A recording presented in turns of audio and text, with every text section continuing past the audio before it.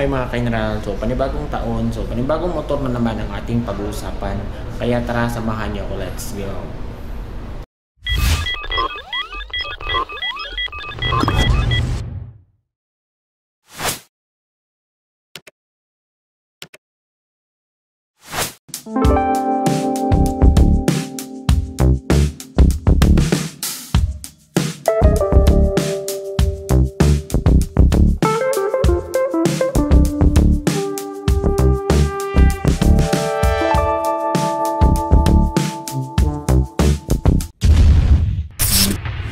Walang iba mga kainala kundi ang Kawasaki Brusky, no? 125 yan. Isa sa mga pinakabagong motor ni Kawasaki na scooter, no? Na nasa 125cc category yan. So ang kulay pala nitong nasa harap natin is ang Mystic Red.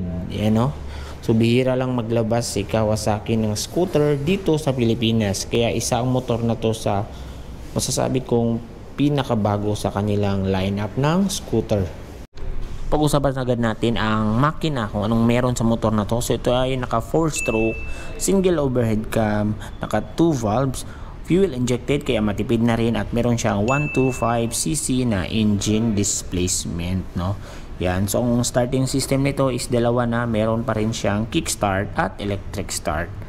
Ang maximum power naman niya is nasa 9.52 horsepower at 7,500 RPM, at max torque niya is nasa 10 Newton meters at 6,000 RPM. So ngayon tignan agad natin ang mga physical aspect ng motor na to. So dito sa banda sa kanyang itaas is yan, no? So napakaraming mga curves niya mga ka-general, no? Kaya nagpadagdag sa pagiging sporty niya. Tapos dito parang futuristic na rin yung kanyang itsura. Yan. So ang dami niya mga edges, you know. Yan. So ito maganda rin ang pagkaka-design. Ibang-iba siya sa mga typical na scooter. Yan. So dito is more on red tapos black. Tapos may mga decal siya na blue at may red. Yan. So dito tayo sa kanya mga ilaw. So isa sa nagpaganda sa motor na to is all LED na yan. Kita nyo? So, meron siyang daytime running light. Tsaka dito nakapwesto ang kanyang turning lights, no? So kakaiba kasi ang iba dito sa taas, kanya dito. Yan. So ang tapaludo naman niya is harap is naka red color na rin yan. So maganda rin yung pagkapintura, makikita mo yung pagiging premium ng motor. So dito tayo sa mga suspension niya sa harap. So naka telescopic fork siya yan. Tapos ang kanyang gulong is maganda rin yung kulay, no? Yan.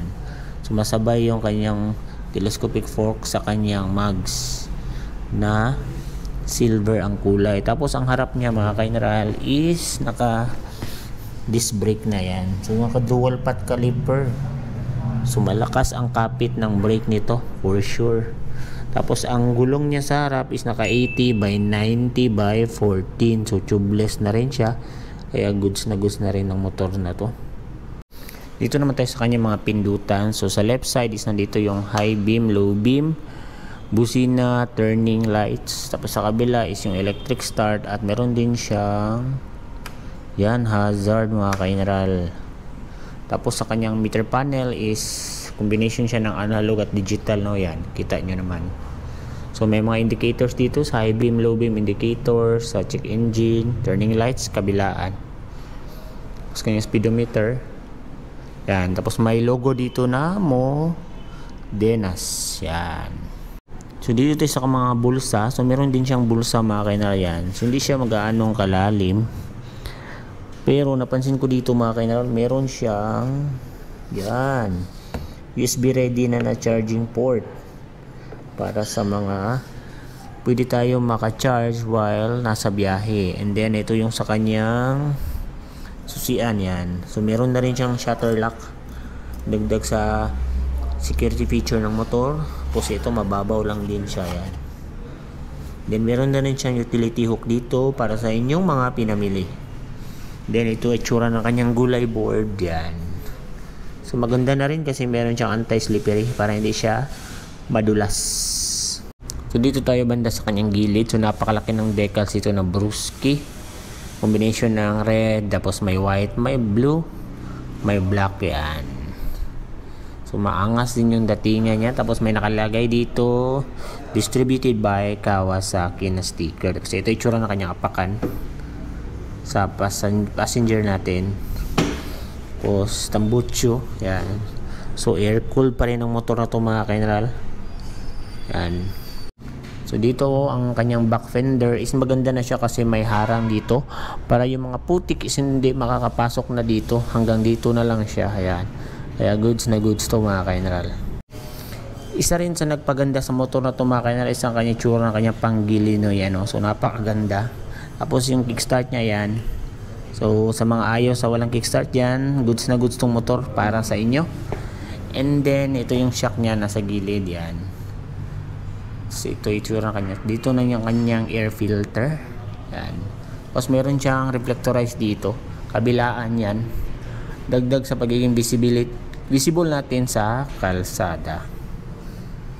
Sa mga gulong naman niya, yan. So ang size nito sa likod is naka maxis tire siya. Is nasa 90 by 90 by 14 yan. And then yung ano niya mags, no, same pa rin sa harap, maganda ang kulay, pagka silver, napakaliwanag tignan yan. Ang braking system niya sa likod is naka drum brake siya mga ka-general. Ito at ang lagay ng kanyang gear oil. Yan. Dito naman tayo sa mga ilaw niya sa likod, goods na rin kasi all LED na. Yan, kita nyo naman, napaka aggressive looking ng kanyang mga taillight, no. Ito yung sa kanyang signal light. Yan. And then may reflectorized dito. Tapos may separate na rin siya na ilaw para sa inyong mga plaka. So dito ilalagay yung plaka. Yan. And then napaka-sporty na rin tingnan ng kanyang tambucho. Ito na may tsura ng kanyang underseat compartment mga ka-general, no. Yan. So kasyang-kasya dito ang mga pinamili nyo. Pero yung helmet, di ako sure kasi medyo parang hindi siya ganun kalalim at kalapad. And then ito yung tsura ng kanyang fuel tank. So ito ay may capacity na 5.1 liters. Tapos ito ay tsura ng kanyang grab bar sa likod. Yan. So same ng kakulay, no, sa kanyang mga gulong.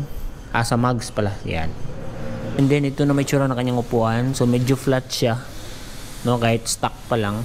Pero ang kinaganda is hindi siya madulas. Kaya goods na goods tong motor na to.